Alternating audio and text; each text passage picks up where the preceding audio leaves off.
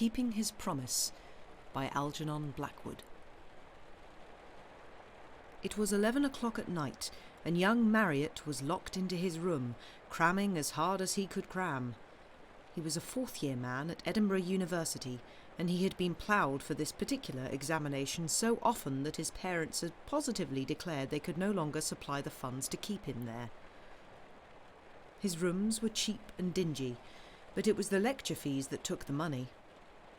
So Marriott pulled himself together at last and definitely made up his mind that he would pass or die in the attempt, and for some weeks now he had been reading as hard as mortal man can read.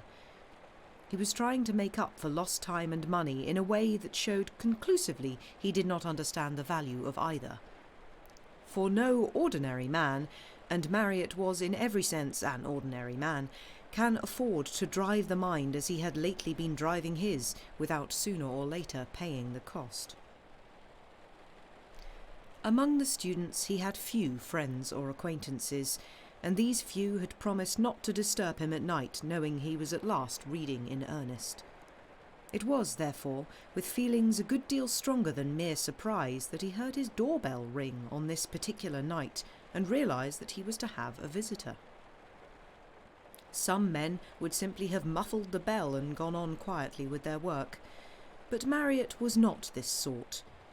He was nervous.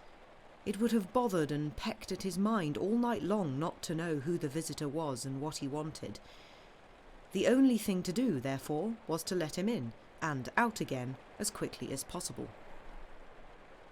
The landlady went to bed at 10 o'clock punctually, after which hour nothing would induce her to pretend she heard the bell, so Marriott jumped up from his books with an exclamation that augured ill for the reception of his caller, and prepared to let him in with his own hand. The streets of Edinburgh town were very still at this late hour. It was late for Edinburgh, and in the quiet neighbourhood of F Street, where Marriott lived on the third floor, scarcely a sound broke the silence. As he crossed the floor, the bell rang a second time, with unnecessary clamour, and he unlocked the door and passed into the little hallway with considerable wrath and annoyance in his heart at the insolence of the double interruption. "The fellows all know I'm reading for this exam. Why in the world do they come to bother me at such an unearthly hour?"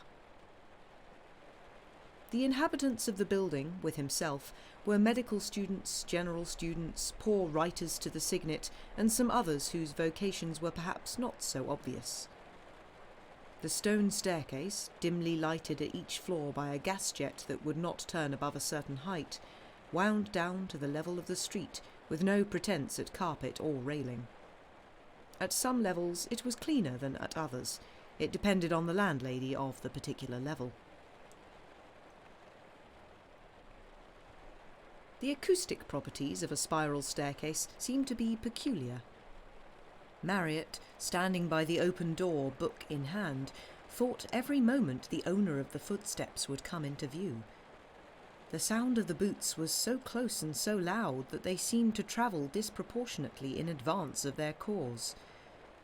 Wondering who it could be, he stood ready with all manner of sharp greetings for the man who dared thus to disturb his work. But the man did not appear. The steps sounded almost under his nose, yet no one was visible. A sudden queer sensation of fear passed over him, a faintness and a shiver down the back. It went, however, almost as soon as it came, and he was just debating whether he would call aloud to his invisible visitor or slam the door and return to his books, when the cause of the disturbance turned the corner very slowly and came into view. It was a stranger. He saw a youngish man, short of figure and very broad. His face was the colour of a piece of chalk, and the eyes, which were very bright, had heavy lines underneath them. Though the cheeks and chin were unshaven and the general appearance unkempt, the man was evidently a gentleman, for he was well dressed and bore himself with a certain air. But, strangest of all, he wore no hat and carried none in his hand, and although rain had been falling steadily all the evening, he appeared to have neither overcoat nor umbrella. 100 questions sprang up in Marriott's mind and rushed to his lips, chief among which was something like, "Who in the world are you, and what in the name of heaven do you come to me for?" But none of these questions found time to express themselves in words, for almost at once the caller turned his head a little, so that the gaslight in the hall fell upon his features from a new angle. Then, in a flash, Marriott recognised him. "Field! Man alive, is it you?" he gasped. The fourth-year man was not lacking in intuition, and he perceived at once that here was a case for delicate treatment. He divined, without any actual process of thought, that the catastrophe often predicted had come at last, and that this man's father had turned him out of the house. They had been at private school together years before, and though they had hardly met once since, the news had not failed to reach him from time to time with considerable detail, for the family lived near his own, and between certain of the sisters there was great intimacy. Young Field had gone wild later. He remembered hearing about it all. Drink, a woman, opium, or something of the sort, he could not exactly call to mind. "Come in," he said at once, his anger vanishing. "There's been something wrong, I can see. Come in and tell me all about it, and perhaps I can help." He hardly knew what to say, and stammered a lot more besides. The dark side of life, and the horror of it, belonged to a world that lay remote from his own select little atmosphere of books and dreamings. But he had a man's heart for all that. He led the way across the hall, shutting the front door carefully behind him, and noticed as he did so that the other, although certainly sober, was unsteady on his legs, and evidently much exhausted. Marriott might not be able to pass his examinations, but he at least knew the symptoms of starvation. Acute starvation, unless he was much mistaken, when they stared him in the face. "Come along," he said cheerfully, and with genuine sympathy in his voice. "I'm glad to see you. I was just going to have a bite of something to eat, and you're just in time to join me." The other made no audible reply, and shuffled so feebly with his feet that Marriott took his arm by way of support. He noticed for the first time that the clothes hung on him with pitiful looseness. The broad frame was literally hardly more than a frame. He was as thin as a skeleton. But, as he touched him, the sensation of faintness and dread returned. It only lasted a moment, and then passed off, and he ascribed it not unnaturally to the distress and shock of seeing a former friend in such a pitiful plight. "Better let me guide you. It's shamefully dark, this hall. I'm always complaining," he said lightly, recognising by the weight upon his arm that the guidance was sorely needed. "But the old cat never does anything except promise."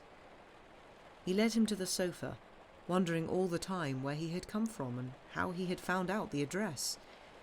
It must be at least 7 years since those days at the private school when they used to be such close friends. "Now, if you'll forgive me for a minute," he said, "I'll get supper ready, such as it is, and don't bother to talk, just take it easy on the sofa. I see you're dead tired. You can tell me about it afterwards, and we'll make plans."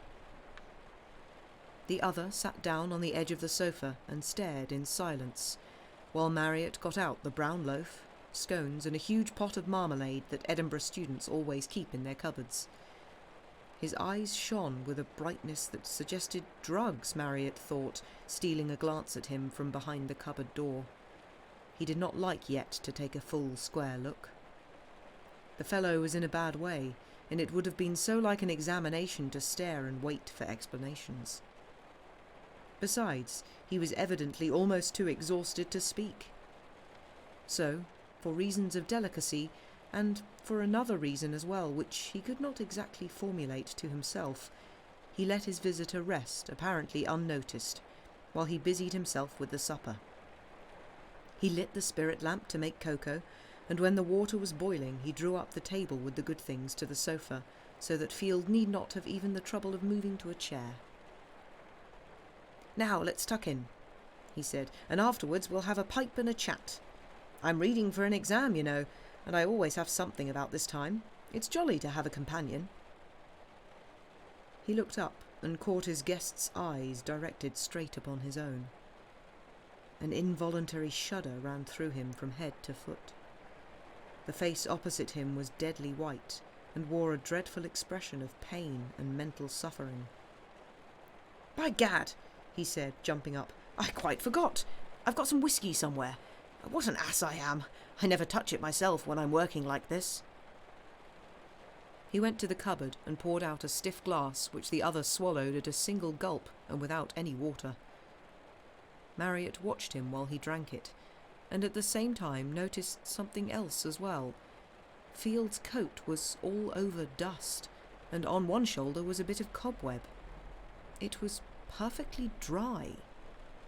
Field arrived on a soaking wet night without hat, umbrella or overcoat, and yet perfectly dry, even dusty.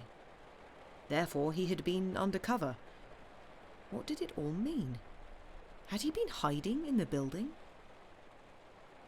It was very strange. Yet he volunteered nothing, and Marriott had pretty well made up his mind by this time that he would not ask any questions until he had eaten and slept. Food and sleep were obviously what the poor devil needed most and first. He was pleased with his powers of ready diagnosis, and it would not be fair to press him till he had recovered a bit.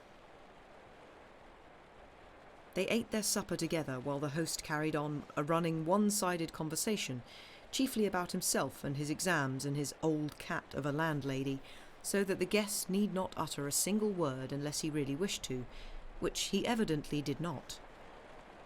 But, while he toyed with his food, feeling no desire to eat, the other ate voraciously. To see a hungry man devour cold scones, stale oatcake, and brown bread laden with marmalade was a revelation to this inexperienced student, who had never known what it was to be without at least 3 meals a day. He watched in spite of himself, wondering why the fellow did not choke in the process. But Field seemed to be as sleepy as he was hungry. More than once his head dropped and he ceased to masticate the food in his mouth. Marriott had positively to shake him before he would go on with his meal. A stronger emotion will overcome a weaker, but this struggle between the sting of real hunger and the magical opiate of overpowering sleep was a curious sight to the student, who watched it with mingled astonishment and alarm. He had heard of the pleasure it was to feed hungry men and watch them eat, but he had never actually witnessed it, and he had no idea it was like this. Field ate like an animal, gobbled, stuffed, gorged. Marriott forgot his reading and began to feel something very much like a lump in his throat. "Afraid there's been awfully little to offer you, old man," he managed to blurt out when at length the last scone had disappeared and the rapid one-sided meal was at an end. Field still made no reply, for he was almost asleep in his seat. He merely looked up wearily and gratefully. "Now you must have some sleep, you know," he continued, "or you'll go to pieces. I shall be up all night reading for this blessed exam. You're more than welcome to my bed. Tomorrow we'll have a late breakfast and see what can be done and make plans. I'm awfully good at making plans, you know," he added with an attempt at lightness. Field maintained his dead sleepy silence, but appeared to acquiesce, and the other led the way into the bedroom, apologising as he did so to this half-starved son of a baronet, whose own home was almost a palace, for the size of the room. The weary guest, however, made no pretence of thanks or politeness. He merely steadied himself on his friend's arm as he staggered across the room, and then, with all his clothes on, dropped his exhausted body on the bed. In less than a minute, he was, to all appearances, sound asleep. For several minutes, Marriott stood in the open door and watched him, praying devoutly that he might never find himself in a like predicament, and then fell to wondering what he would do with his unbidden guest on the morrow.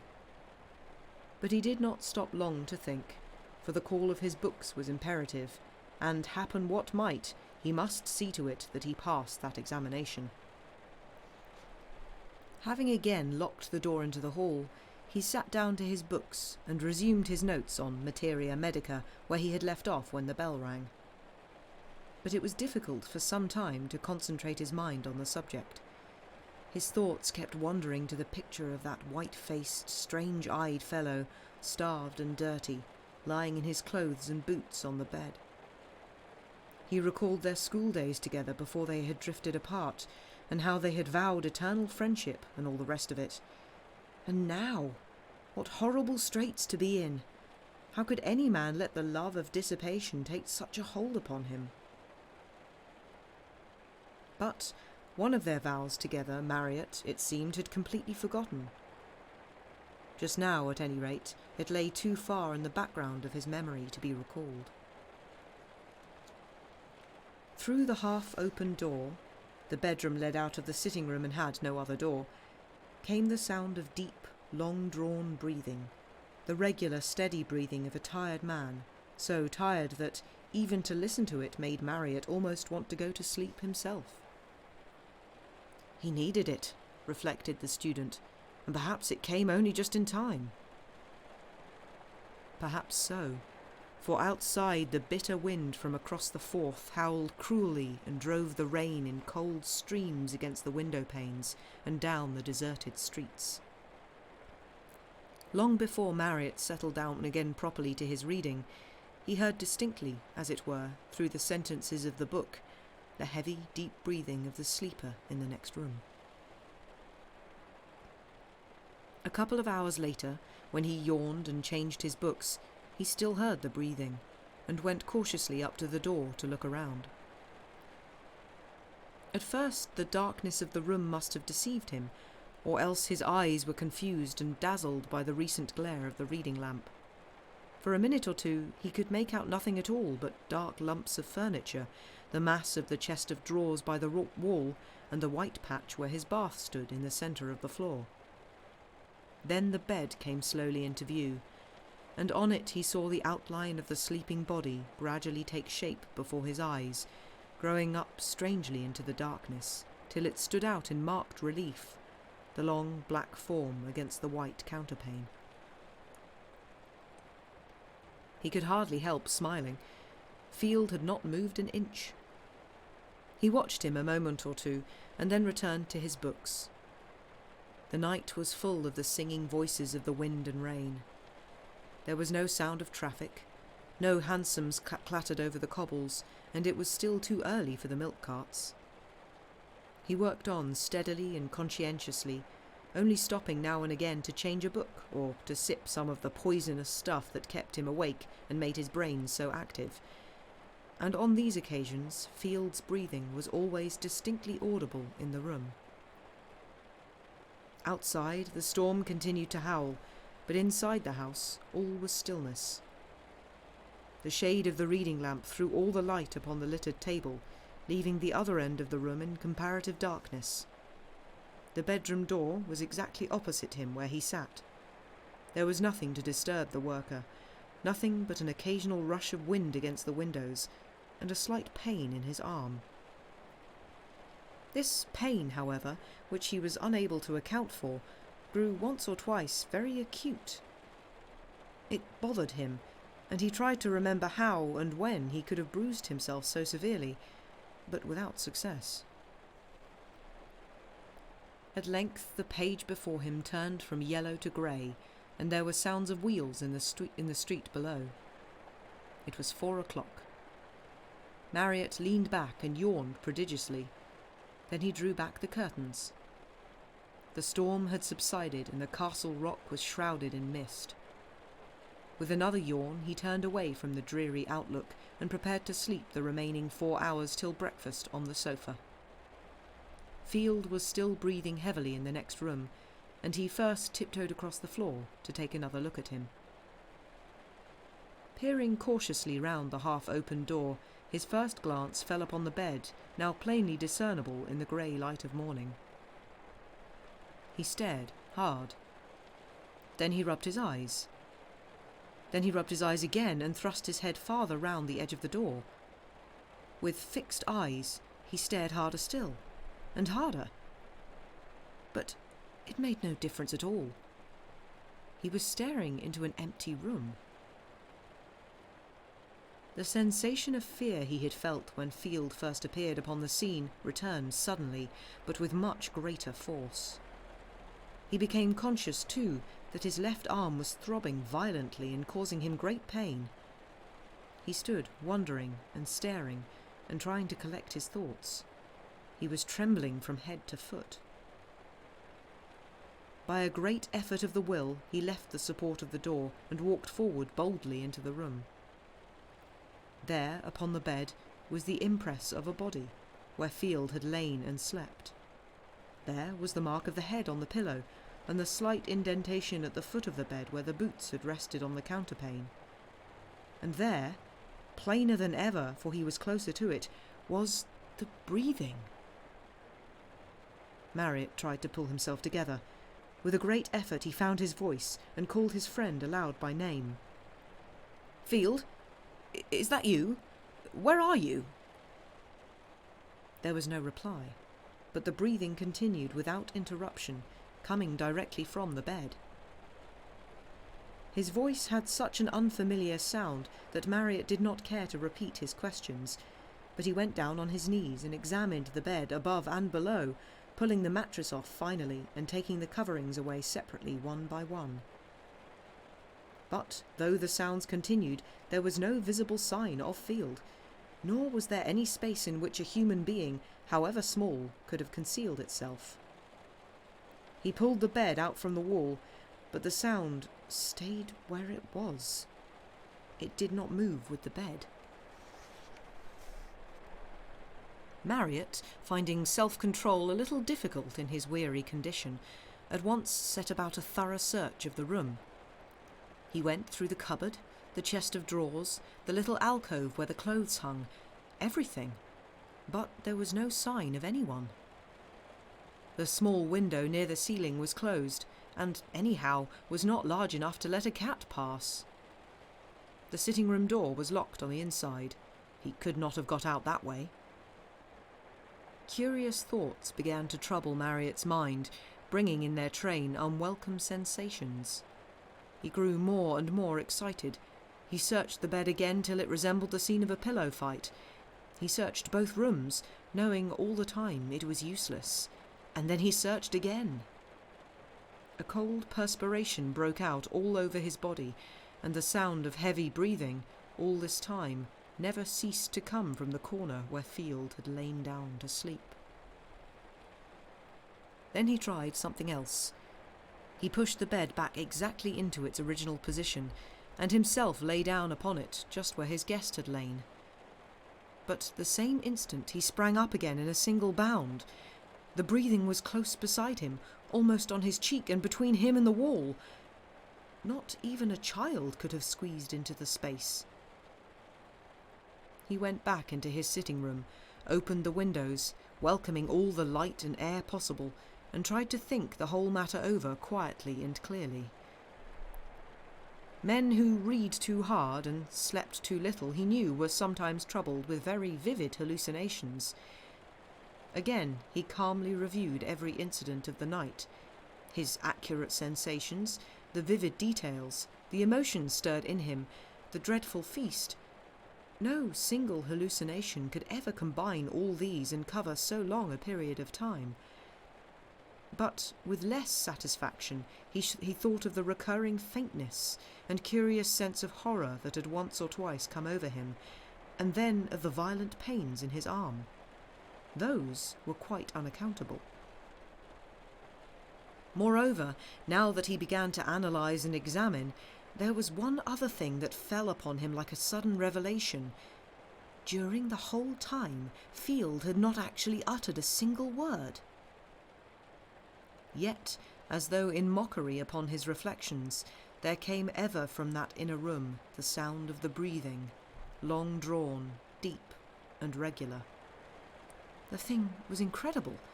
It was absurd. Haunted by visions of brain fever and insanity, Marriott put on his cap and mackintosh and left the house. The morning air on Arthur's seat would blow the cobwebs from his brain, the scent of the heather, and above all the sight of the sea. He roamed over the wet slopes above Holyrood for a couple of hours, and did not return until the exercise had shaken some of the horror out of his bones, and given him a ravening appetite into the bargain. As he entered, he saw that there was another man in the room, standing against the window with his back to the light. He recognised his fellow student, Green, who was reading for the same examination. "Read hard all night, Marriott," he said, "and thought I'd drop in here to compare notes and have some breakfast. You're out early?" he added by way of a question. Marriott said he had a headache and a walk had helped it, and Green nodded and said, "Ah." But when the girl had set the steaming porridge on the table and gone out again, he went on with rather a forced tone. "Didn't know you had any friends who drank, Marriott?" This was obviously tentative, and Marriott replied dryly that he did not know it either. "Sounds just as if some chap were sleeping it off in there, doesn't it, though?" persisted the other, with a nod in the direction of the bedroom, and looking curiously at his friend. The two men stared steadily at each other for several seconds, and then Marriott said earnestly, "Then you hear it too? Oh, thank God." "Of course I hear it. The door's open. Sorry if I wasn't meant to." "Oh, I don't mean that," said Marriott, lowering his voice. "But I'm awfully relieved. Let me explain. Of course, if you hear it too, then it's all right, but it really frightened me more than I can tell you. I thought I was going to have brain fever or something, and you know what a lot depends on this exam. It always begins with sounds or visions or some sort of beastly hallucination, and I—" "Rot!" ejaculated the other impatiently. "What are you talking about?" "Now, listen to me, Green," said Marriott, as calmly as he could, for the breathing was still plainly audible, "and I'll tell you what I mean, but only don't interrupt." And thereupon he related exactly what had happened during the night, telling everything, even down to the pain in his arm. When it was over, he got up from the table and crossed the room. "You hear the breathing now plainly, don't you?" he said. Green said he did. "Well, come with me and we'll search the room together." The other, however, did not move from his chair. "I've been in already," he said sheepishly. "I heard the sounds and I thought it was you. The door was ajar, so I went in." Marriott made no comment, but pushed the door open as wide as it would go. As it opened, the sound of breathing grew more and more distinct. "Someone must be in there," said Green under his breath. "Someone is in there, but where?" said Marriott. Again he urged his friend to go in with him, but Green refused point blank, said he had been in once and searched the room and that there was nothing there. He would not go in again for a good deal. They shut the door and retired into the other room to talk it all over with many pipes. Green questioned his friend very closely, but without illuminating result, since questions cannot alter facts. "The only thing that ought to have a proper logical explanation is the pain in my arm," said Marriott, rubbing it with an attempt at a smile. "It hurts so infernally and aches all the way up. I can't remember bruising it, though." "Let me examine it for you," said Green. "I'm awfully good at bones, in spite of the examiner's opinion to the contrary."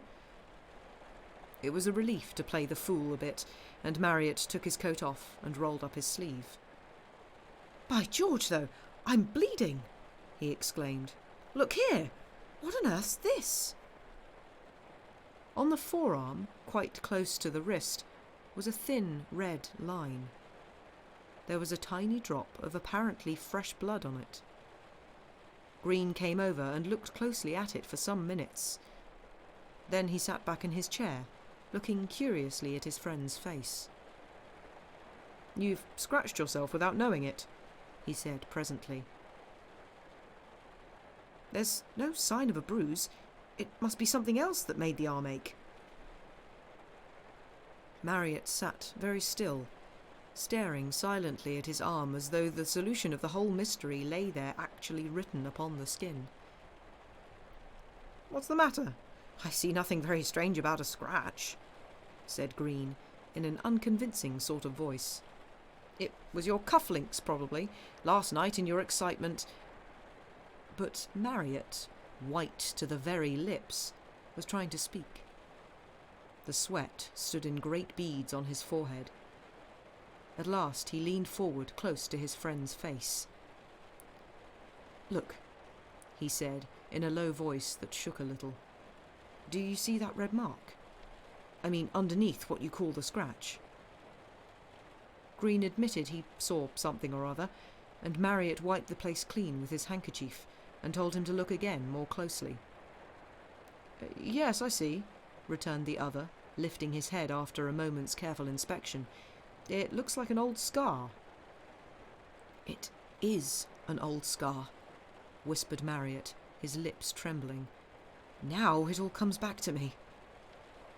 All what? Green fidgeted on his chair. He tried to laugh, but without success. His friend seemed bordering on collapse. Hush, be quiet and I'll tell you, he said. Field made that scar.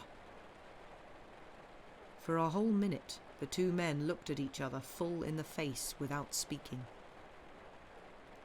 Field made that scar, repeated Marriott at length in a louder voice. Field? You mean last night? No, not last night. Years ago at school with his knife. And I made a scar in his arm with mine.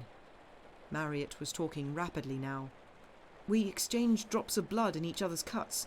He put a drop into my arm and I put one into his. In the name of heaven, what for? It was a boys' compact. We made a sacred pledge, a bargain. I remember it all perfectly now. We had been reading some dreadful book and we swore to appear to one another. I mean, whoever died first swore to show himself to the other, and we sealed the compact with each other's blood. I remember it all so well. The hot summer afternoon in the playground 7 years ago, and one of the masters caught us and confiscated the knives, and I have never thought of it again to this day. And you mean? Stammered Green. But Marriott made no answer. He got up and crossed the room and lay down wearily upon the sofa, hiding his face in his hands. Green himself was a bit nonplussed. He left his friend alone for a little while, thinking it all over again. Suddenly an idea seemed to strike him. He went over to where Marriott still lay motionless on the sofa and roused him. In any case, it was better to face the matter, whether there was an explanation or not. Giving in was always the silly exit. I say, Marriott, he began, as the other turned his white face up to him. There's no good being so upset about it. I mean, if it's all a hallucination, we know what to do. And if it isn't, well, we know what to think, don't we? I suppose so. But it frightens me horribly for some reason, returned his friend in a hushed voice. And that poor devil. But after all, if the worst is true and that chap has kept his promise, well, he has, that's all, isn't it? Marriott nodded. There's only one thing that occurs to me, Green went on, and that is, are you quite sure that he really ate like that? I mean, that he actually ate anything at all? He finished, blurting out all his thought. Marriott stared at him for a moment, and then said he could easily make certain. He spoke quietly. After the main shock, no lesser surprise could affect him. I put the things away myself, he said, after we had finished. They are on the third shelf in that cupboard. No one's touched them since. He pointed without getting up, and Green took the hint and went over to look. Exactly, he said after a brief examination. Just as I thought. It was partly hallucination at any rate. The things haven't been touched. Come and see for yourself. Together they examined the shelf.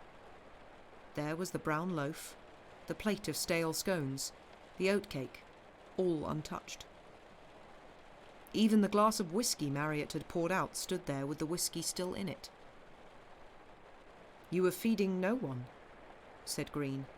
"Field ate and drank nothing. He was not there at all." "But the breathing," urged the other in a low voice, staring with a dazed expression on his face. Green did not answer. He walked over to the bedroom while Marriott followed him with his eyes. He opened the door and listened. There was no need for words. The sound of deep, regular breathing came floating through the air. There was no hallucination about that, at any rate. Marriott could hear it where he stood on the other side of the room. Green closed the door and came back. "There's only one thing to do," he declared with decision. "Write home and find out about him, and meanwhile come and finish your reading in my rooms. I've got an extra bed." "Agreed," returned the fourth-year man. "There's no hallucination about that exam. I must pass that, whatever happens." And this was what they did. It was about a week later when Marriott got the answer from his sister. Part of it he read out to Green. "It is curious," she wrote, "that in your letter you should have inquired after Field. It seems a terrible thing, but you know only a short while ago Sir John's patience became exhausted, and he turned him out of the house, they say without a penny. Well, what do you think? He has killed himself. At least it looks like suicide. Instead of leaving the house, he went down into the cellar and simply starved himself to death. They're trying to suppress it, of course, but I heard it all from my maid, who got it from their footman. They found the body on the 14th, and the doctor said he had died about 12 hours before. He was dreadfully thin."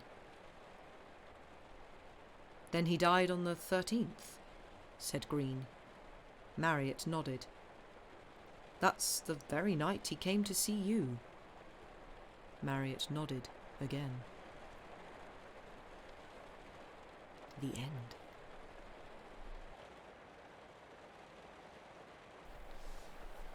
Spooks and other such things. Hello, welcome back. Yeah. So that was that. Ooh, indeed, yeah. But rather than me get caught talking, what I'm going to do is I'm going to send you to the break, and I'm going to queue up the next story. And also, looking at the volume, I'm going to make the next one a little bit louder, because that seemed like I gave it a quick listen on my phone, and mix-wise, it seemed a little bit quiet compared to the rain. So yeah, I'll try and fix that for the next one. But for now, go have yourselves a nice break, get up, do the things you need to do, stretch, replace drinks, and eject drinks as needed, and we'll see you back in about 5 minutes or so. Bye for now.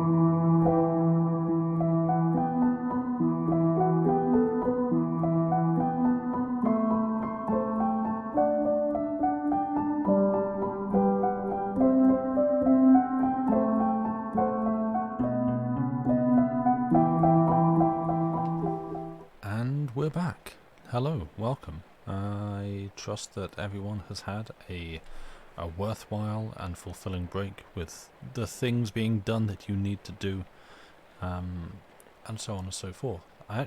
So as well as this piece coming up that has been recorded, the hostelry, there is also, if we're done quickly, and it's an excuse for me to get out the way, we have a third story, Powers of the Air by J.D. Beresford. So what I'm going to do, rather than sit here bumping my gums together, I'm going to just mute myself and send you into the next story. So enjoy this. We've got some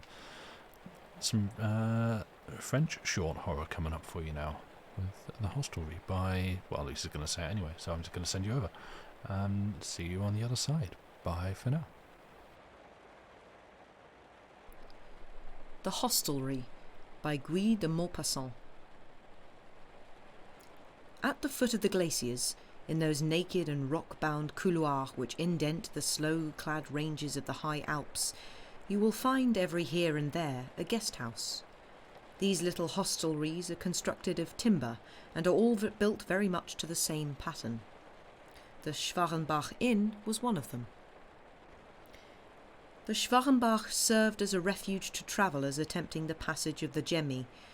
For the 6 summer months it remained open, with Jean Hauser's family in residence, but as soon as the early snows began to accumulate, filling the valley and rendering the descent to Leuche impracticable, Jean Hauser, with his 3 sons and his wife and daughter, quitted the house, leaving it in charge of the old guide Gaspard Harry and his companion, together with Sam, the big mountain-bred dog. The 2 men, with the dog, lived in their prison of snow until the spring arrived. They had nothing to look at except the vast white slopes of the Baumhorn. Pale, glistening mountain peaks rose all around them. They were shut in, blockaded by the snow. It lay on them like a shroud, growing ever deeper and deeper until the little house was enveloped, closed in, obliterated. The snow piled itself upon the roof, blinded the windows and walled up the door. On the day on which the Hauser family took their departure for Leuche, the winter was close at hand, and the descent was becoming dangerous. The 3 sons set off on foot, leading 3 mules laden with household belongings. Behind them followed the mother, Jeanne Hauser, and her daughter Louise, both riding the same mule. Next and last came the father and the 2 caretakers. The latter were to accompany the family as far as the beginning of the track that leads down the mountainside to Leuche. The party first skirted the edge of the little lake, already frozen, in its rocky hollow in front of the inn. Then they proceeded along the valley, which lay before them, a white sheet of snow, with icy peaks dominating it on every side. A flood of sunshine fell across the whiteness of this frozen wilderness, lighting it up with a cold, blinding brilliance. There was no sign of life in this sea of mountains. Not a movement could be seen in the limitless solitude. Not a sound disturbed the profound silence. Gradually, the younger of the guides, Ulrich Kunze, a tall, long-limbed Swiss, forged ahead of the 2 older men and overtook the mule on which the 2 women were riding. The daughter saw him as he approached, and there was sadness in the glance with which she summoned him to her side. She was a little peasant girl with a complexion like milk. Her flaxen hair was so pale that one would fancy it had been bleached by prolonged residence amongst the snows and glaciers. On overtaking the mule on which Louise and her mother were riding, Ulrich Kunze placed his hand on the crupper and slackened his pace. The mother began talking. She expounded in infinite detail her instructions for wintering. It was the first time that Ulrich had stayed behind. Old Harry, on the other hand, had already accomplished his 14th hibernation under the snow that covered the Schwarenbach Inn.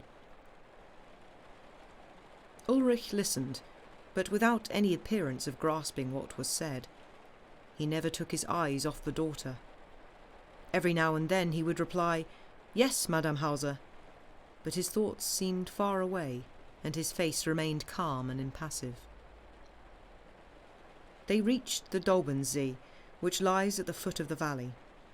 Its surface was now a vast level sheet of ice. On the right, the rocks of the Dobenhorn, dark and precipitous, rose above the vast moraines of the Lemmern Glacier, and the Waldstrubel towered above all. As they approached the Gemmi saddle, from which begins the descent to Lörche, they suddenly beheld, across the deep, wide valley of the Rhone, the prodigious skyline of the Valais Alps, a distant multitude of white peaks of unequal size, some pointed, some flattened, but all glistening in the rays of the sun. There was the two-horned Michabel, the majestic mass of the Weisshorn, the lumbering Bruggenhorn, the lofty and fear-inspiring Cervin, which has killed so many men, and the Dent Blanche, monstrous yet alluring. Below them, in an enormous hollow at the foot of terrifying precipices, they caught sight of Lörche, so far away from them that the houses seemed like a handful of sand thrown down into the vast crevasse, which has at one end the barrier of the Gemmi, and at the other a wide exit to the Rhone valley. They had reached the head of a path which winds downwards in serpentine coils, fantastic and extraordinary, along the mountainside, until it reaches the almost invisible village at the foot. The mule stopped, and the two women jumped down into the snow. By this time the two older men had overtaken the rest of the party. "Now, friends," said old Hauser, "we must say goodbye until next year, and keep your hearts up." "Till next year," replied Harry. The men embraced. Madame Hauser gave her cheek to be kissed, and her daughter followed her example. When it was Ulrich Kunzi's turn to kiss Louise, he whispered in her ear, "Don't forget us up on our heights." "No," she replied, in tones so low that he guessed, rather than heard, the word. Well, goodbye," said old Hauser again. "Take care of yourselves." He strode on past the women and led the way downwards. All three were lost to view at the first bend in the track. Gaspar and Ulrich turned back towards the Schwarenbach inn. They walked slowly and in silence, side by side. They had seen the last of their friends. They were to be alone, with no other companionship, for 4 or 5 months. Gaspar Hari began to tell Ulrich about the previous winter. His companion then had been Michael Carroll, but accidents were likely to happen during the long solitude, and Michael had grown too old for the job. Still, they had a pretty good time together. The secret of the whole thing was to make up your mind to it from the beginning. Sooner or later one invented distractions and games and things to while away the time.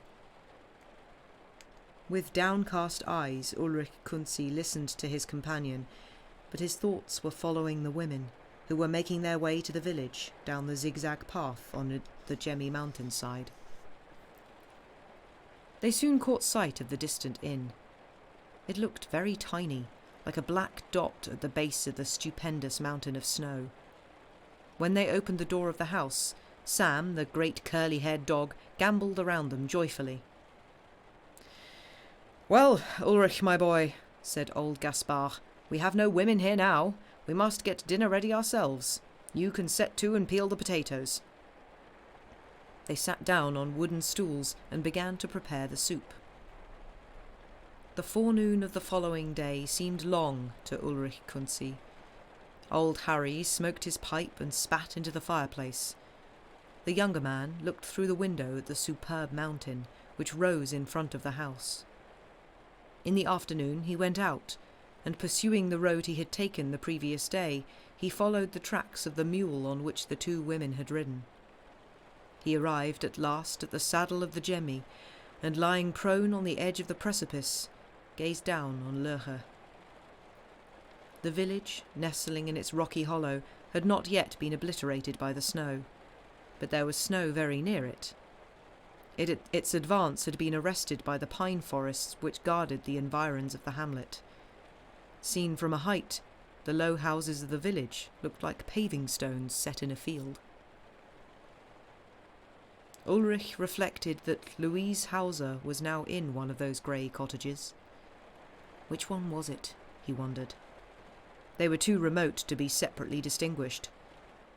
He had a yearning to go down there while it was still possible, but the sun had disappeared behind the great peak of Wildstrubel, and Ulrich turned homewards. He found Harry smoking. On Ulrich's return, Harry proposed a game of cards, and the two men sat down on opposite sides of the table. They played for a long time at a simple game called Brisk. Then they had supper and went to bed. Subsequent days were like the first, clear and cold, without any fresh fall of snow. Gaspar passed his days watching the eagles and other rare birds, which adventure themselves in these frozen altitudes.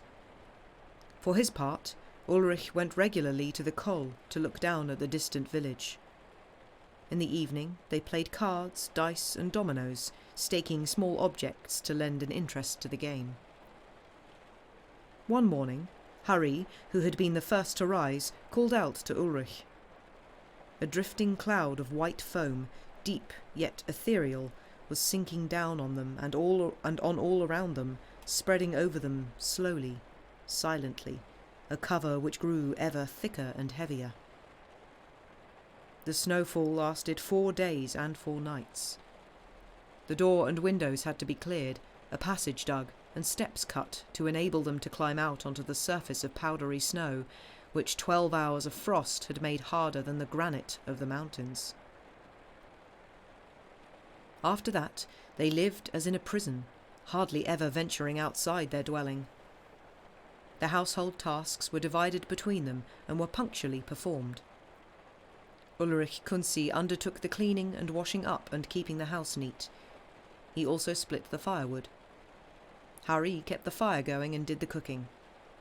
These necessary and monotonous tasks were relieved by long contests at dice or cards. Being both of them of calm and placid temperament, they never quarrelled.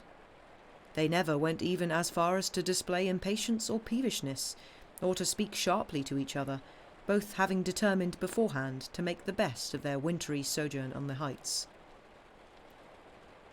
Occasionally Gaspard took his gun and went out hunting chamois, and when he had the good luck to kill one, it was a high day and holiday on the Schwarenbach Inn, and there was great feasting on fresh meat. One morning, Harry set forth on one of these expeditions. The thermometer outside the inn showed 30 degrees of frost. Harry started before sunrise, hoping to take the chamois by surprise on the lower slopes of the Wildstrubel. Left to himself, Ulrich remained in bed until 10 o'clock. He was by nature a good sleeper, but he would not have dared to give way to this proclivity in the presence of the old guide, who was an early riser and always full of energy. He lingered over his breakfast, which he shared with Sam, who passed his days and nights sleeping in front of the fire. After breakfast, he felt his spirits oppressed and almost daunted by the solitude, and he longed for his daily game of cards with the unconquerable craving that comes of ingrained habit. Later, he went out to meet his comrade, who was due to return at 4 o'clock. The whole valley was now of a uniform level under its thick covering of snow. The crevasses were full to the top, the 2 lakes could no longer be distinguished, the rocks lay hid under a snowy quilt. Lying at the foot of the immense peaks, the valley was now one immense basin, symmetrical, frozen, and of a blinding whiteness. It was 3 weeks since Ulrich had been to the edge of the precipice from which he looked down at the village. He thought he would go there again, before climbing the slopes that led to the Wildstrubel. The snow had now reached Löcher, and the houses were lost under their white mantle. Turning to the right, he reached the Le Mern glacier. He walked with the mountaineer's long stride, driving his iron-pointed stick down onto the snow, which was as hard as stone. With his far-sighted eyes he sought the small black dot which he expected to see moving, in the far distance, over this vast sheet of snow. On reaching the edge of the glacier, he stopped, wondering whether old Harry had really come that way. Then, with increasing anxiety and quicker steps, he began to skirt the moraines. The sun was sinking. The snow was suffused with a tinge of pink, and over its crystalline surface swept sharp gusts of a dry and icy breeze. Ulrich tried to reach his friend with a call, shrill, vibrant, prolonged. His voice took its flight into the deathless silence in which the mountains slept. It rang far out over the deep, motionless undulations of frozen foam, like the cry of a bird over the waves of the sea. Then it died away, and there was no reply. He walked on and on. The sun had sunk behind the peaks, and the purple glow of sunset still lingered about them, but the depths of the valley were grey and shadowy, and Ulrich was suddenly afraid. He had an idea that the silence, the cold, the solitude were taking possession of him, were about to arrest his circulation and freeze his blood, stiffen his limbs and convert him into a motionless, frozen image. With all speed he could, he ran back towards the inn. Harry, he thought, must have taken another way and reached home already. He would find him seated by the fire, with a dead chamois at his feet. He soon came in sight of the hostelry. There was no smoke issuing from the chimney. Ulrich ran yet faster, and when he opened the door of the house, Sam leaped up to greet him. But there was no Gaspard Hari. In consternation, Kunsi turned hither and thither, as though expecting to find his comrade hiding in a corner. Then he relighted the fire and made the soup, still hoping that he would look up and see the old man coming in.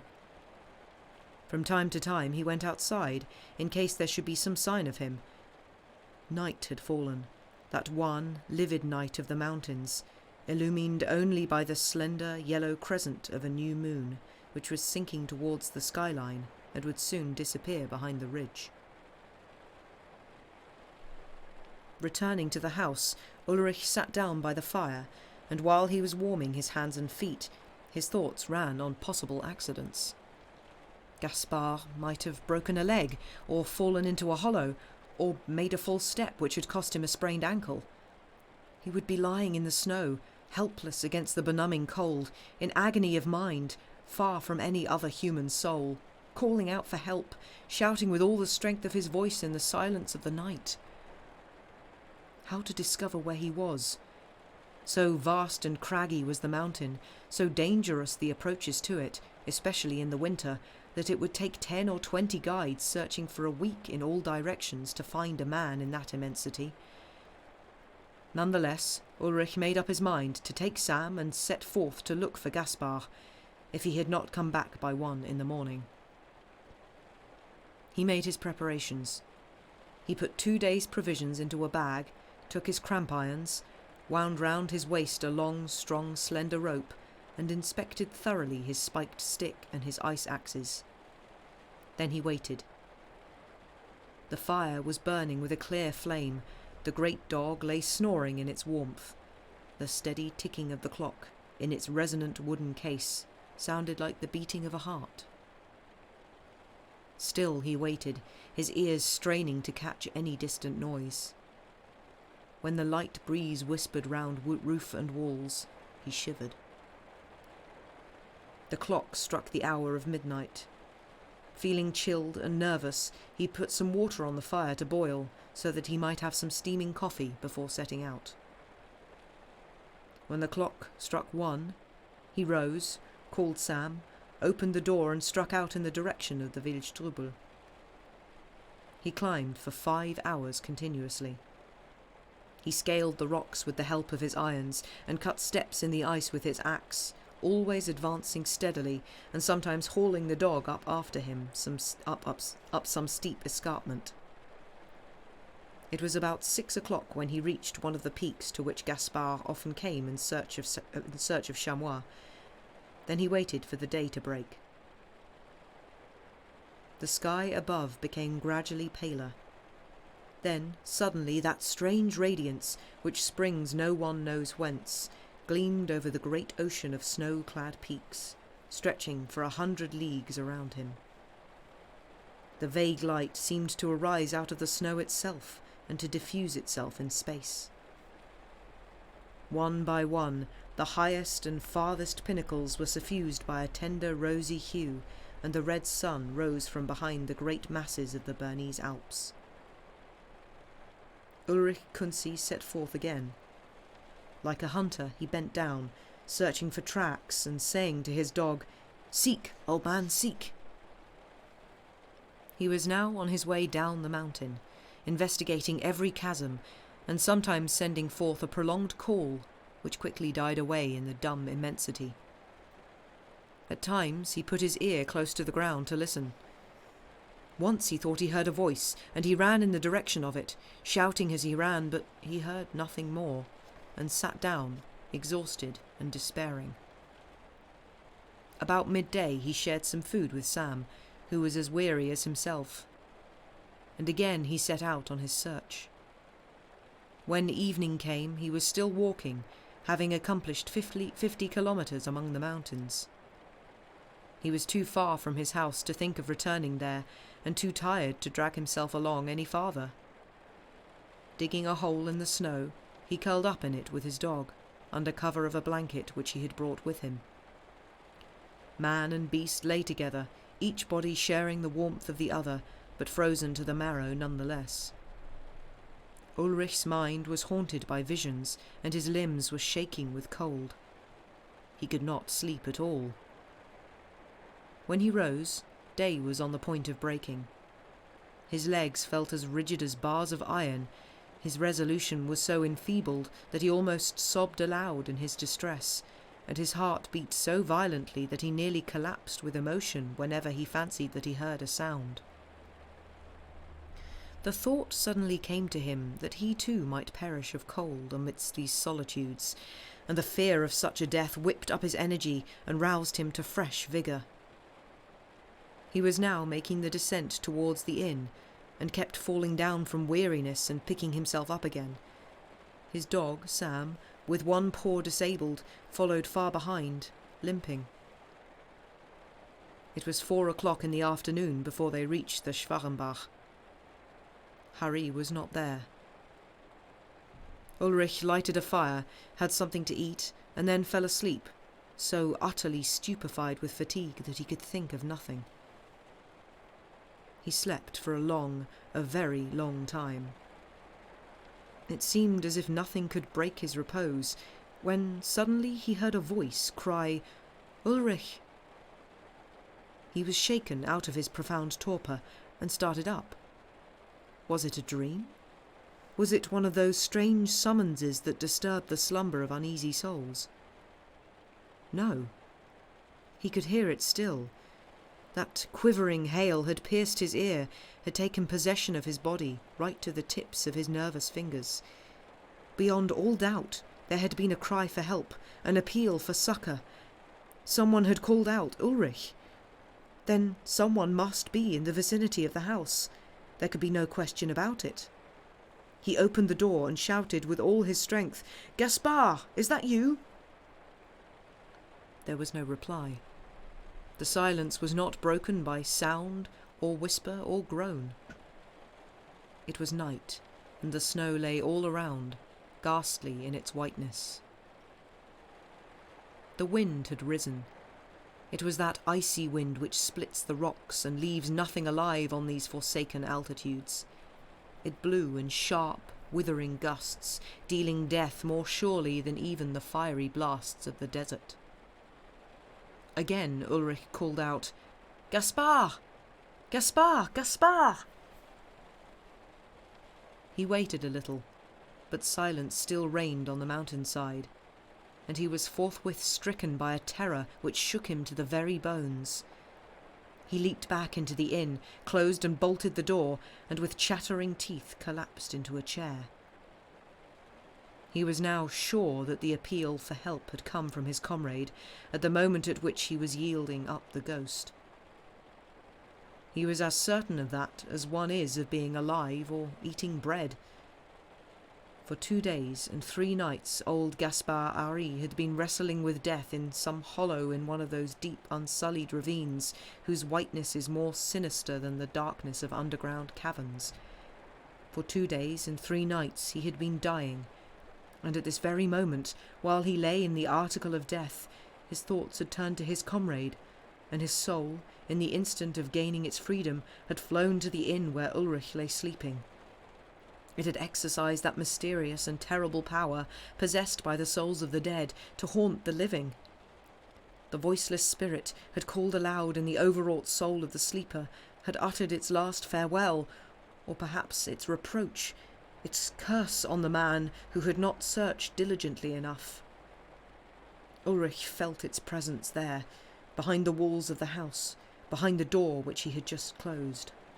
The soul was prowling around. It was like a bird of night fluttering against a lighted window. Ulrich, distraught with terror, was ready to scream.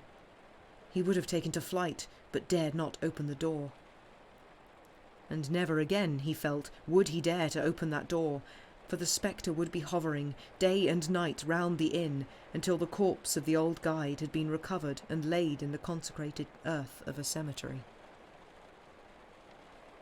When day broke, Ulrich regained a little confidence from the brilliance of the returning sun.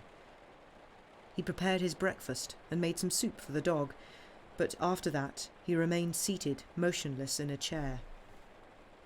His heart was in agony, his thoughts turned ever to the old man who was lying out there in the snow.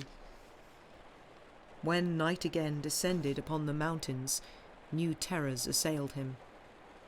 He paced to and fro in the smoke-blackened kitchen by the dim light of a solitary candle. Up and down he strode, and always he was listening for that cry which had terrified him the night before. Might it not ring out again through the mournful silence of the outer world? He felt forlorn, poor wretch, forlorn as never a man had been, here in this vast whiteness of snow, all alone, 7,000 feet above the inhabited world, above the dwellings of men, above the excitements, the hubbub, the noise, the thrills of life, alone in the frozen sky. He was torn by a mad desire to make his escape in whatsoever direction, by whatsoever means, to descend to Lurcher, even if he had to hurl himself over the precipice. But he did not dare so much as to open the door. He felt sure that that thing outside, the dead man, would bar his passage and prevent him from leaving his comrade alone upon those heights. As midnight approached, his limbs grew weary, and fear and distress overcame him. He dreaded his bed as one dreads a haunted spot, but yielding at last to drowsiness, he sank into a chair. Suddenly his ears were pierced by the same strident cry that he had heard the previous night. It was so shrill that Ulrich stretched out his hands to ward off the ghost, and losing his balance fell backwards onto the floor. Roused by the noise, the dog began to howl in terror and ran hither and thither in the room, trying to find out whence the danger threatened. When he came to the door, he sniffed at the edge of it, and began howling, snorting and snarling, his hair bristling, his tail erect. Beside himself with terror, Kunsi rose, and grasping a stool by one leg, shouted, "Don't come in! Don't come in! Don't come in, or I'll kill you!" Excited by his menacing tones, the dog barked furiously at the invisible enemy whom his master was challenging. Gradually, Sam calmed down and went back to lie on the hearth, but he was still uneasy. His eyes were gleaming, and he was baring his fangs and growling. Ulrich, too, regained his wits, but, feeling faint with terror, he took a bottle of brandy from the sideboard and drank several glasses of it in quick succession. As his mind became duller, his courage rose, and a feverish heat coursed along his veins. On the following day he ate hardly anything, confining himself to the brandy, and for some days after he lived in a state of brutish intoxication.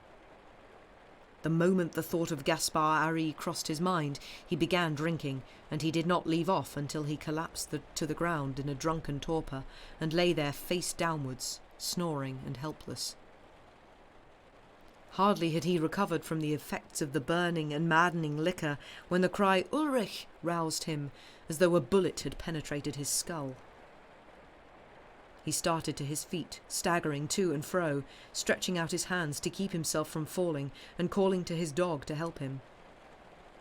Sam, too, appeared to be seized with his master's madness. He hurled himself against the door, scratching at it with his claws, gnawing it with his long white teeth, while Ulrich, with his head thrown back, his face turned upwards, swallowed brandy in great gulps, as though he were drinking cool water after a climb. Presently his thoughts, his memory, his terror would be drowned in drunken oblivion. In 3 weeks he had finished his entire stock of spirits, but the only effect of his inebriation was to lull his terror to sleep. When the means for this were no longer available, his fears returned with fresh ferocity. His fixed idea, aggravated by prolonged intoxication, gained force continually in that absolute solitude, and worked its way, like a gimlet, ever deeper into his spirit. Like a wild beast in a cage, he paced his room, every now and then putting his ear to the door to listen for the voice of Gaspard's ghost, and hurling defiance at it through the wall. And when, in utter weariness, he lay down, he would again hear the voice and leap once more to his feet. At last, one night, with the courage of a coward driven to bay, he flung himself at the door and opened it to see who it was who was calling him and to compel him to silence. But the cold air struck him full in the face and froze him to the marrow. He slammed the door to again and shot the bolts, never noticing that his dog had dashed out into the open. Shivering, he threw some more wood onto the fire and sat down to warm himself. Suddenly, he started. There was someone scratching at the wall and moaning. "Go away," he said, terror-stricken. The answer was a melancholy wail. His last remaining vestiges of reason were swept away by fear. "Go away!" he cried again, and he turned hither and thither in an effort to find some corner in which he could hide himself. But the creature outside continued to wail, and passed along the front of the house, rubbing itself against the wall. Ulrich dashed to the oaken sideboard, which was full of provisions and crockery, and with superhuman strength dragged it across the room and set it against the door to act as a barricade. Then he took all the remaining furniture, mattresses, palliasses, chairs, and blockaded the window, as if in a state of siege. But the thing outside went on groaning dismally, and Ulrich himself was soon replying with groans not less lugubrious. Days and nights passed, and still these two continued to answer each other's howls. The ghost, as it seemed to Ulrich, moved unceasingly round the house, scratching at the walls with its nails in a fierce determination to break a way through.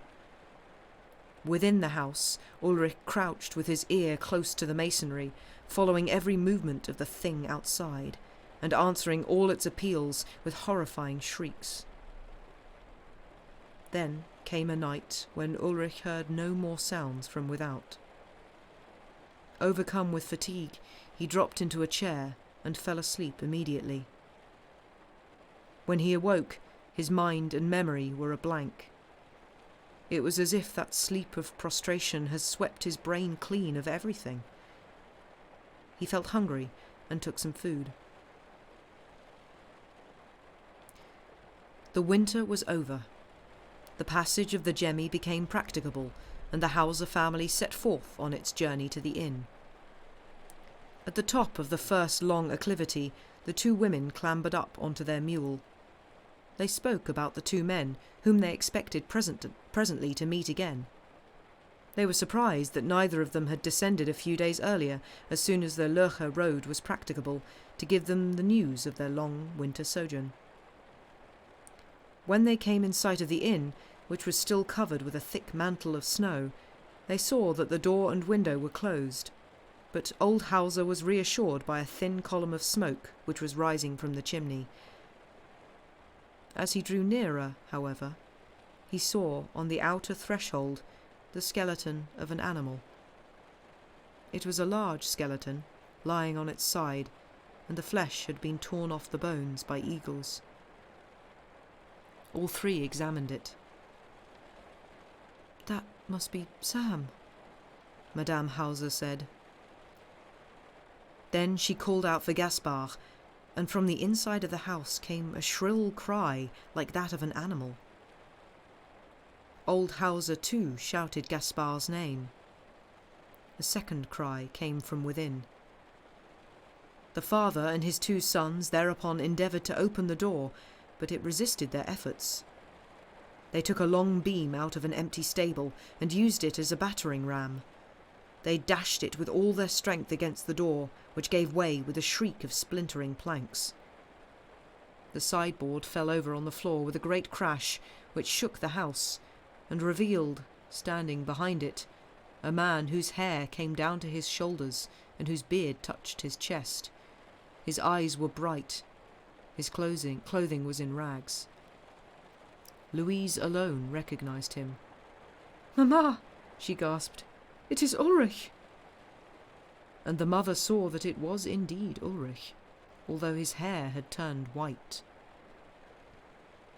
He suffered them to come near him and touch him, but when they asked him questions, he made no reply. He had to be taken down to Leuchars, where the doctors certified that he was insane. The fate of old Gaspard was never known. During the following summer, Louise Hauser came near to dying of a decline, which was attributed to the rigours of the mountain climate. The end.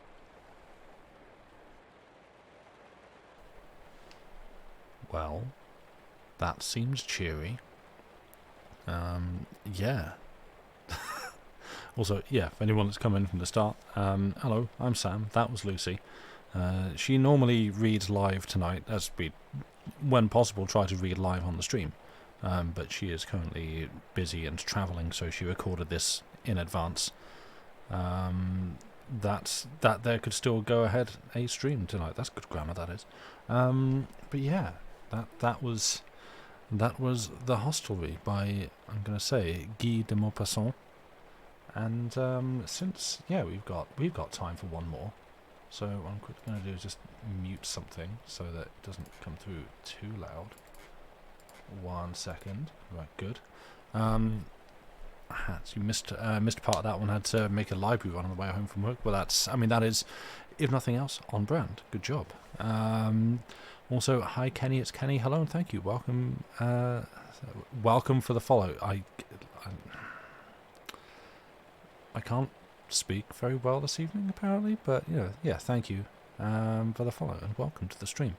And yeah, if anyone I'd see just this evening, well, just recently we had just going to find the name of it again, a shout out from on Twitter from, where was it? Nuzzle House, which I've not heard of, but I'm going to go look at. An account called Nuzzle House, who have discovered us and given us a shout out on their Twitter. So if anyone coming here from that shows up, thank you, welcome. We do this. We have links that should be available down below to the other places you can find us. Mainly YouTube for all the old VODs, although they're kept on here as well. And we've recently started a Bandcamp with some like cleaner recorded things with like flubs and interruptions and cats or like traffic outside and stuff all removed and edited out, just to try and give a better quality thing. Nothing there that we haven't done on here. We don't want to make like exclusive stuff and try and bend people's arms back to make them pay for it. You can listen to it for free on there, or you can give us some money when it goes up for sale. It's also on subscription and stuff. So yeah, pick and choose whatever suits you. Release the Joey cut. Maybe he was really bad the other day. He was an absolute nightmare. But yeah, I'm not gonna hold us here for too long because we have one more, which looks like it's about 15 or so minutes long, which will be Powers of the Air by J.D. Beresford, which I'm sure Lucy's going to introduce when I start playing it anyway. So I will see you on the other side of this. Powers of the Air by J.D. Beresford. I foresaw the danger that threatened him. He was so ignorant, and his sight had been almost destroyed in the city streets. A trustful ignorance is the beginning of wisdom, but these townspeople are conceited with their foolish book-learning, and reading darkens the eyes of the mind. I began to warn him in early October, when the gales roar far up in the sky. They are harmless then. They tear at the ricks and the slate roofs, and waste themselves in stripping the trees, but we are safe until the darkness comes. I took him to the crown of the stubble land, and turned him with his back to the dark thread of the sea. I pointed to the rooks tumbling about the sky like scattered leaves that sported in a mounting wind. "We are past the turn," I said. "The black time is coming." He stood thoughtlessly watching the ecstatic rooks. "Is it some game they play?" he asked. I shook my head. "They belong to the darkness," I told him. He looked at me in that slightly forbearing way of his, and said, "Another of your superstitions." I was silent for a moment. I stared down at the texture of black fields ploughed for winter wheat, and thought of all the writing that lay before us under that wild October hill, all the clear signs that he could never be taught to read. "Knowledge," I said. I was afraid for him, and I wished to save him. He had been penned in that little world of the town like a caged gull. He had been blinded by staring at the boards of his coop. He smiled condescendingly. "You are charmingly primitive still," he said. "Do you worship the sun in secret and make propitiatory offerings to the thunder?" I sighed, knowing that if I would save him, I must try to reach his mind by the ear, and by the dull and clumsy means of language. That is the fetish of these townspeople. They have no wisdom, only a little recognition of those things that can be described in printed or spoken words. And I dreaded the effort of struggling with the infirmity of this obstinate, blind youth. "I came out here to warn you," I began. "Against what?" he asked. "The forces that have power in the black time," I said. "Even now they are beginning to gather strength. In a month it will not be safe for you to go out on the cliffs after sunset. You may not believe me, but won't you accept my warning in good faith?" He patronized me with his smile. "What are these forces?" he asked. "That is the manner of these book-folk. They ask always for names. If they can but label a thing in a word or in a volume of description, they are satisfied that they have achieved knowledge. They bandy these names of theirs as a talisman." "Who knows?" I replied. "We have learnt their power. Call them what you will, you cannot change them by any baptism." "Well, what do they do?" he said, still tolerant. "Have you ever seen them?" he added, as if he would trick me. I had, but how could I describe them to him? Can one explain the colours of autumn to a man born blind? Or is there any language which will set out the play of a breaker among the rocks? How then could I talk to him of that which I had known only in the fear of my soul? "Have you ever seen the wind?" I said. He laughed. "Well then, tell me your evidence," he replied. I searched my mind for something that he might regard as evidence. "Men," I said, "used to believe that the little birds, the finches and the tits, rushed blindly at the lantern of the lighthouses and dashed themselves to death as a moth will dash itself into the candle. But now they know that the birds only seek a refuge near the light, and that they will rest till dawn on perches that are built for them." Quite true, he agreed. And what then? The little birds are prey to the powers of the air when the darkness comes, I said, and their only chance of life is to come within the beam of the protecting light. And when they could find no place to rest, they hovered and fluttered until they were weak with the ache of flight, and fell a little into the darkness. Then in panic and despair they fled back and overshot their mark. But gulls, he began. A few, I interrupted him, a few, although they also belong to the wild and the darkness. They fall in chasing the little birds, who, like us, are a quarry. A pretty fable, he said, but I saw that the shadow of a doubt had fallen across him, and when he asked me another question, I would not reply.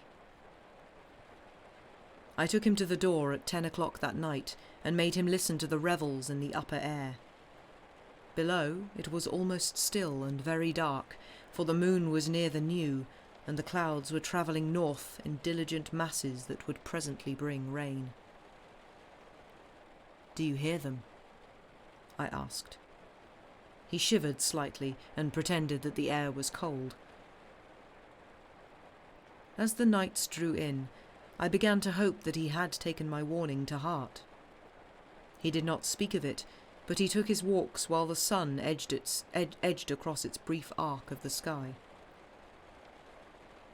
I took comfort in the thought that some dim sense of vision was still left to him, and one afternoon, when the black time was almost come, I walked with him on the cliffs. I meant then to test him, to discover if, indeed, some feeble remnant of sight was yet his. The wind had hidden itself that day, but I knew that it lurked in the grey depths that hung on the sea's horizon. Its outrunners streaked the falling blue of the sky with driven spirits of white cloud, and the long swell of the rising sea cried out with fear as it fled, breaking to its death. I said no word to him then of the coming peril. We walked to the cliff's edge and watched the 1,000 runnels of foam that laced the blackness of Trescore rock with milk-white threads, as those driven rollers cast themselves against the land and burst moon-high in their last despair. We saw the darkness creeping towards us out of the far distance, and then we turned from the sea and saw how the coming shadow was already quenching the hills. All the earth was hardening itself to await the night. "God, what a lonely place," he said. It seemed lonely to him, but I saw the little creeping movements along the black roots of the firs. To me, the place seemed overpopulous. Needless, I took it as a good sign that he had found a sense of loneliness. It is a sense that often precedes the coming of knowledge. And when the darkness of winter had come, I thought he was safe. He was always back in the house by sunset, and he went little to the cliffs. But now and again he would look at me with something of defiance in his face, as if he braced himself to meet an argument. I gave him no encouragement to speak. I believed that no knowledge could come to him by that way, that no words of mine could help him. And I was right. But he forced speech upon me. He faced me one afternoon in the depths of the black time. He was stiffened to oppose me. "It's absurd," he said, "to pretend a kind of superior wisdom. If you can't give me some reason for this superstition of yours, I must go out and test it for myself." I knew my own feebleness, and I tried to prevaricate by saying, "I gave you reasons." "They will all bear at least 2 explanations," he said. "At least wait," I pleaded. "You are so young." He was a little softened by my weakness, but he was resolute. He meant to teach me, to prove that he was right. He lifted his head proudly and smiled. "Youth is the age of courage and experiment," he boasted. "Of recklessness and curiosity," was my amendment. "I am going," he said. "You will never come back," I warned him. "But if I do come back," he said, "will you admit that I am right?" I would not accept so foolish a challenge. "Some escape," I said. "I will go every night until you are convinced," he returned. "Before the winter is over, you shall come with me. I will cure you of your fear." I was angry then, and I turned my back upon him. I heard him go out and made no effort to hinder him.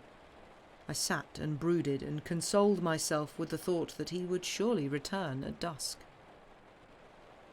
I waited until sunset, and he had not come back. I went to the window and saw that a dying yellow still shone feebly in the west, and I watched it as I have watched the last flicker of a lantern when a friend makes his way home across the hill.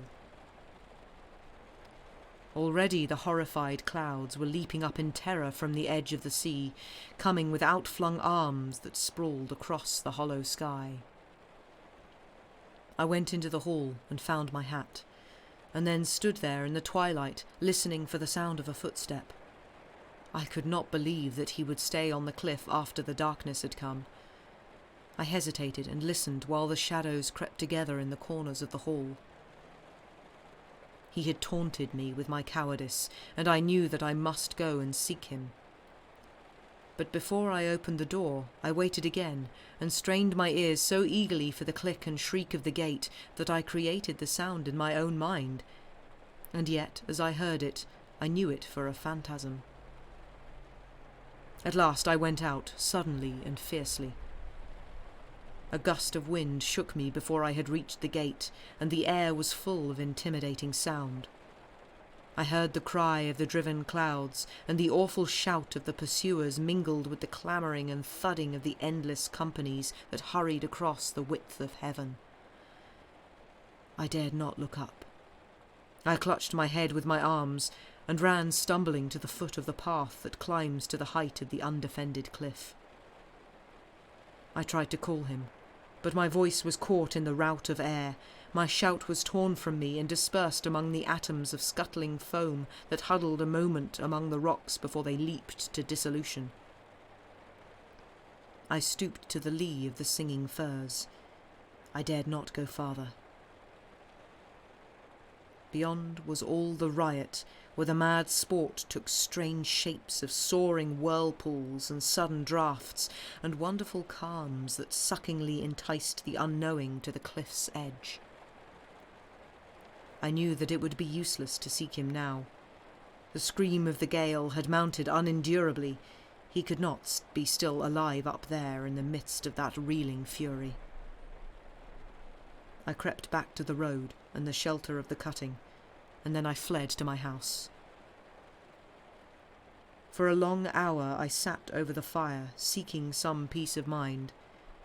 I blamed myself most bitterly that I had not hindered him. I might have given way, have pretended conviction, or at least some sympathy with his rash and foolish ignorance. But presently I found consolation in the thought that his fate had always been inevitable. What availed any effort of mine against the unquestionable forces that had pronounced his doom? I listened to the thudding procession that marched through the upper air, and to the shrieking of the spirits that had come down to torture and destroy the things of earth, and I knew that no effort of mine could have saved him. And when the outer door banged, and I heard his footsteps in the hall, I believed that he was appearing to me at the moment of his death. But when he came into the room with shining eyes and bright cheeks, laughing and tossing the hair back from his forehead, I was curiously angry. "Where have you been?" I asked. "I went out to the cliff to find you and thought you were dead." "You came to the cliffs?" he said. "To the foot of the cliff," I confessed. "Ah, you must never go farther than that in the black time," he said. "Then you believe me now?" I asked. He smiled. "I believe that you would be in danger up there tonight. he said, because you believe in the powers of the air, and you are afraid. He stood in the doorway, braced by his struggle with the wind, and his young eyes were glowing with the consciousness of discovery and new knowledge.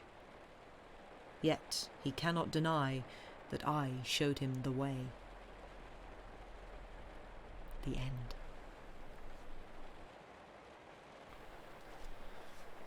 And that brings us to the end of tonight's reading. So thank you for listening.